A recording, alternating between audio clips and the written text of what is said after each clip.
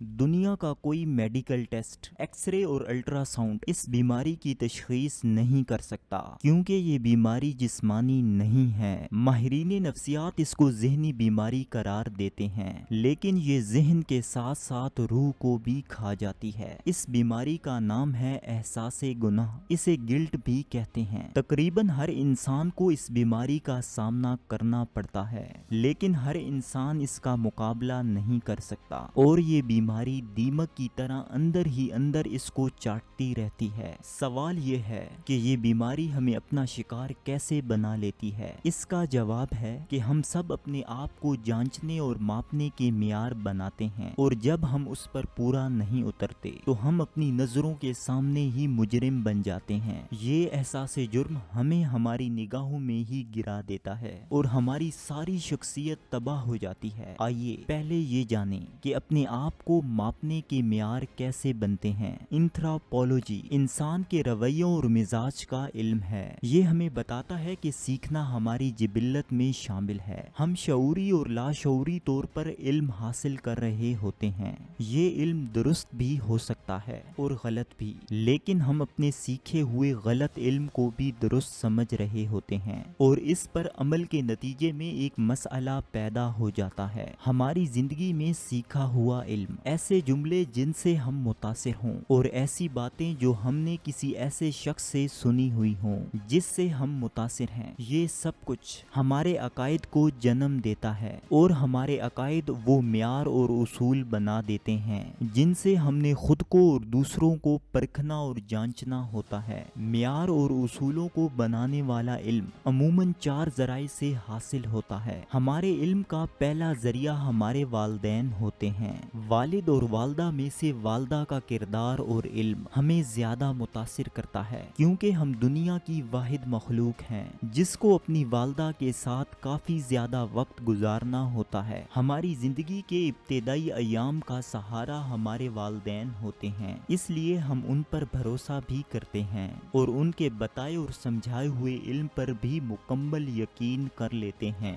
वालिदैन का अदबो एहतराम अपनी जगह, लेकिन लाजमी नहीं कि उनका इल्म और आगही भी काबिल कबूल हो। याद रखिए, इल्म आसानी पैदा करता है, इसके मुकाबले में जहालत मुश्किलात और परेशानियों को जन्म देती है। बेशुमार लोग जिस गिल्ट का शिकार होते हैं वो जिंदगी के इब्तिदाई अयाम के सीखे हुए इल्म की वजह से होता है। ये गिल्ट उनकी जिंदगी का सबसे वजनी बोझ बनकर उनकी जात और सलाहियतों को दबा देता है। माहिरीन नफ्सियात के बकौल इस गिल्ट को मैनेज करना थोड़ा सा मुश्किल होता है। हमारी जिंदगी का दूसरा इल्म सोसाइटी और मुआशरे से जुड़ा होता है। हम सबके सोशल सर्कल मुख्तलिफ होते हैं और ये सर्कल्स हमारे इल्म में इजाफे का सबब बनते हैं। इलाका और मोहल्ला, शहर और मुल्क सबके अपने अपने तौर तरीके और रवाज होते हैं। इनसे हासिल किया गया इल्म भी हमें मयारात और उसूल दे देता है। ये असूल हमें परखने और आजमाने पर उकसाते हैं।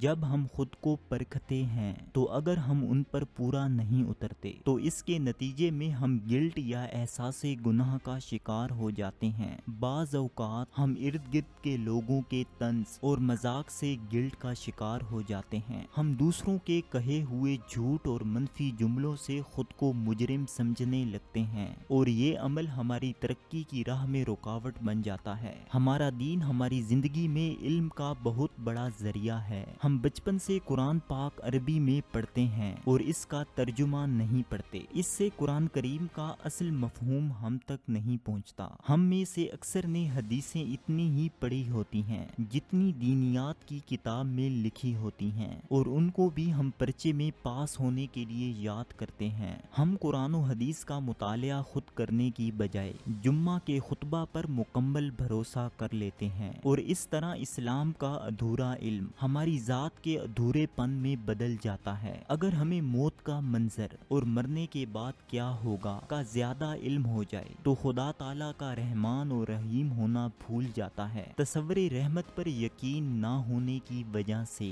हमारे अंदर एक खौफनाक गिल्ट पैदा हो जाता है जो हमें एक ही दफा मारने की बजाय रोज अंदर ही अंदर हमारा गला दबाता रहता है। ये एक संजीदा सवाल है कि हमें गुनाह करते हुए शर्म नहीं आती और तौबा करते हुए हम शर्म क्यों महसूस करते हैं? हम रोज टीवी देखते और अखबार पढ़ते हैं, अक्सर औकात दीवारों पर लगे हुए इश्तिहार भी पढ़ लेते हैं। टीवी, अखबार और दीवार पर लगे इश्तिहार को बनाया ही ऐसे जाता है कि देखने वाला मुतासिर हो। ये सब कुछ खरीदार पैदा करने के लिए होता है और हम ना सिर्फ खरीदार बनते हैं बल्कि एक अच्छा शिकार भी बन जाते हैं। इल्म का ये जरिया हमारे म्यार और पैमानों को बदल देता है। हम बसा औकात सिगरेट पीने को एजाज समझते हैं और खालिस दूध पीने को बीमारी का जरिया। इस तरह लाशऊरी तौर पर हम कई तरह के नफ्सियाती मसाइल का शिकार हो जाते हैं। मीडिया लोगों के सोचने के अंदाज को मुतासिर करता है।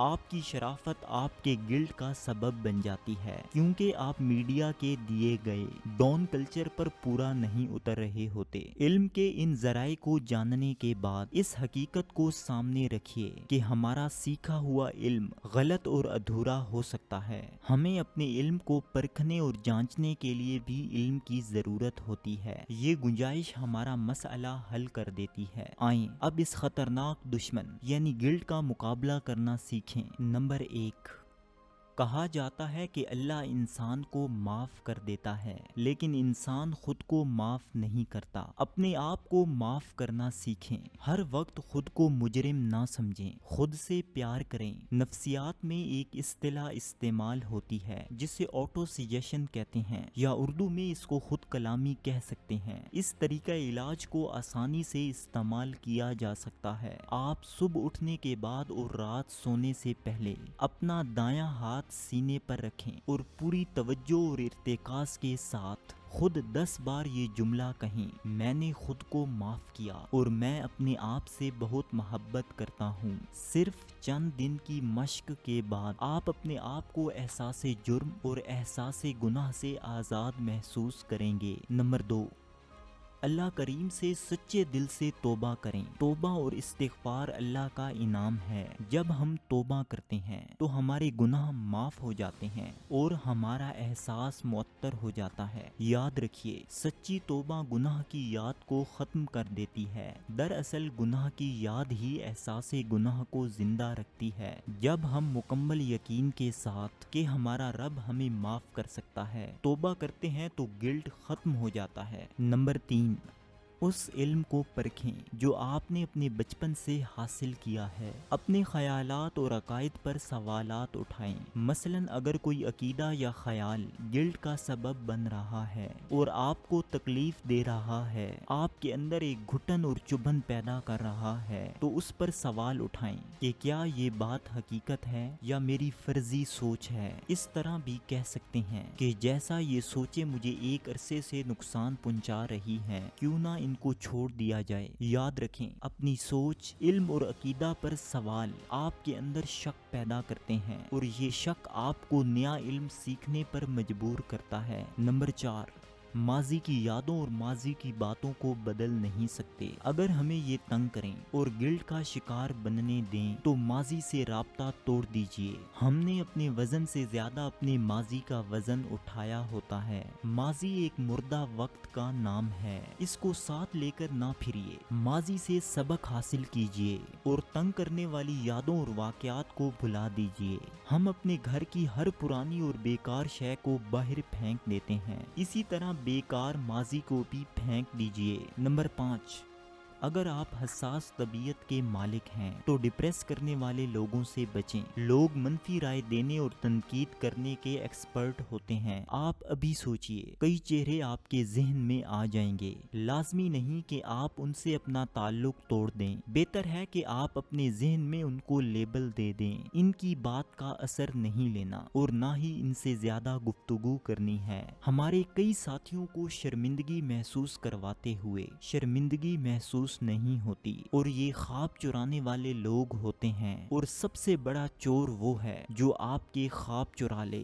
आपको गिल्ट की अंधी दलदल में फेंक दे। जैसे कार के आगे गाय आ जाए तो हमें कुछ देर के लिए उसके हटने का इंतजार करना होता है, बिल्कुल उसी तरह उनके रास्ते से हटने का इंतजार कीजिए और फिर जिंदगी के सफर पर रवां दवां हो जाइए। नंबर 6, ہم کالی اینک لگا کر دنیا کو دیکھتے ہیں اور دنیا کالی نظر آتی ہے۔ یہ کالی اینک ہمارے سوچنے کا انداز ہوتا ہے۔ سوچنے کا انداز بدلنے سے آپ کی زندگی بدل جاتی ہے۔ گلٹ آپ کی شخصیت کے ادھورے پن کا اظہار بھی ہوتے ہیں۔ اگر آپ ان کو سمجھ جائیں تو یہ رائی بن جاتے ہیں اور اگر نہ سمجھیں تو پہاڑ۔ نمبر 7، خود کو سمجھنا شروع کریں۔ اپنی عادتوں، سوچوں، خوبیوں، خامیوں اور شخصیت کو سمجھیں۔ خود شناسی آپ کے اندر سے احساس گناہ کو ختم کر دیتی ہے۔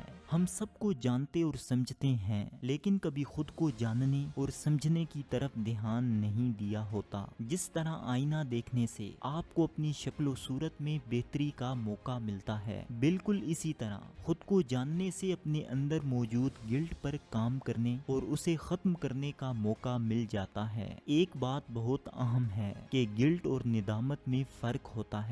ندامت ایک مثبت احساس ہے۔ آپ اس احساس کی وجہ سے خود کو تبدیل کرنے کا سوچتے ہیں، لیکن گلٹ کے احساس میں آپ اپنی اصلاح کا نہیں سوچتے اور کئی سالوں تک اس شرمندگی کے احساس کو ساتھ لیے پھرتے ہیں۔ یاد رکھیے، وہ گناہ بڑے کمال کا گناہ ہے جو آپ کو ندامت اور رب کی بارگاہ میں لے جائے۔ آپ توبہ کریں اور اللہ آپ کی توبہ منظور کر کے اسے قبول کرے، کیونکہ ہمارے گناہ جتنے مرضی ہو جائیں اور ہماری شخصیت میں جتنی مرضی ندامت آ جائے، ہمارے گناہ ہمیشہ اللہ کی رحمت اور فضل کے مقابلے میں بہت تھوڑے ہوتے ہیں۔ اس کی ذات ہم پر اپنا کرم کر کے رہتی ہے۔